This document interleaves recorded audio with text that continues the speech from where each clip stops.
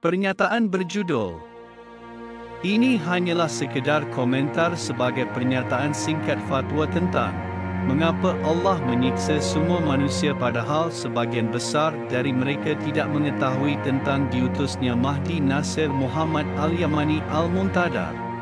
Tanggal pernyataan ini pada tanggal 14 bulan Zulqidah tahun 1445 Hijriah. Tepatnya pada tanggal 22 bulan Mei tahun 2024 Masehi. Hanya komentar, betapa anehnya sekolah-sekolah ditutup kerana suhu yang tinggi di belahan dunia manapun di belahan bumi utara pada musim semi, bahkan sampai-sampai mengharuskan warga untuk tetap berada di dalam rumah kerana risiko kenaikan suhu iklim di musim semi. Jadi musim semi bukan lagi titik balik musim semi, apakah kamu tidak mengerti? Masih ada 1 bulan penuh yang tersisa hingga awal musim panas matahari, yang mengalami suhu tinggi yang tidak normal kerana mendekatnya matahari terpanas.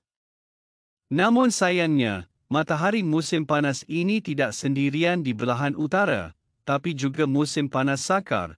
Bagaimana kalian tahu apa yang terjadi ketika ia menderu dengan suara gemuruh yang keras di sekitar kubah langit selatan, di sebelah selatan planet bumi, setelah 4 musim diserbu dan tidak ada telinga yang menyadarinya? Panas musim semi seperti apa yang membuat kalian terkurung di rumah untuk menghindari suhu yang sangat panas? Jadi ini bukan lagi musim semi, sebaliknya, ini adalah mata air yang memiliki ciri-ciri musim panas yang sangat terik, dan pertanyaan yang muncul adalah, bagaimana pendapat kalian tentang spesifikasi musim panas sebenarnya, yang akan dimulai sebulan setelah tanggal komentar saya, iaitu pada tanggal 21 bulan Juni tahun 2024 Masehi. Kira-kira seperti apa musim panas tahun 2023 Masehi? Sayangnya tidak ada ruang untuk perbandingan, kerana invasi 4 musim tidak membawa arti penting bagi seluruh dunia. Sebaliknya kami memberi kabar baik kepada mereka tentang azab yang pedih. Kesimpulan dari komentar saya ini, saya katakan, saya ingin menyatakan bahawa tidak ada orang dewasa, laki-laki atau perempuan, di muka bumi ini yang tidak mengetahui bahawa Al-Quran diturunkan kepada Muhammad Rasulullah, penutup para nabi dan rasul, lebih dari 1445 tahun yang lalu. Namun, masyarakat, Arab dan non-Arab, berpaling dari berpegang teguh pada kitab Allah, Al-Quran, dan tidak bersusah payah mencari kebenaran risalah Allah kepada seluruh dunia. Kebanyakan orang lebih memilih untuk mengikuti seruan setan yang terkutuk untuk mengingkari keberadaan Allah Ta'ala, jika tidak mereka terpaksa menyekutukan Allah dan mengambil sekutu selainnya. Iblis, Lucifer, adalah orang yang bertanggung jawab atas hal ini dan melakukannya melalui sekutunya.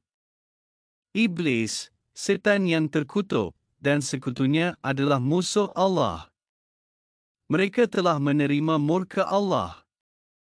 Lihatlah janji Allah, kebenaran itu sendiri, kepada iblis dan setan.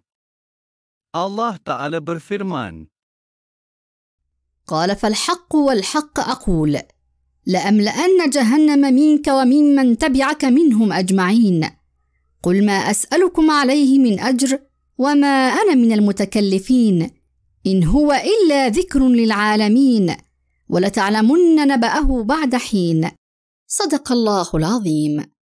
Maka tunggulah, sesungguhnya aku menunggu bersamamu. Israel berada di ambang kehilangan tentaranya dan runtuh, dan karpet merah akan digelar di Gedung Putih, rumah para penjahat dunia terhadap semua bangsa, sementara mereka dihinakan. Hendaklah mereka diberitahu tentang peperangan kosmik, udara, darat, dan laut, agar mereka mengetahui bahawa segala kekuasaan adalah milik Allah. Allah memperingatkan kalian atas murkanya.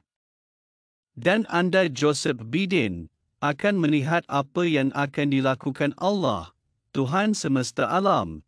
Jadi bersiaplah untuk perang Allah jika anda mampu. Salam kepada para rasul dan segala puji bagi Allah Tuhan semesta alam khalifah Allah. Untuk seluruh dunia, Al-Imam Al-Mahdi Nasir Muhammad Al-Yamani.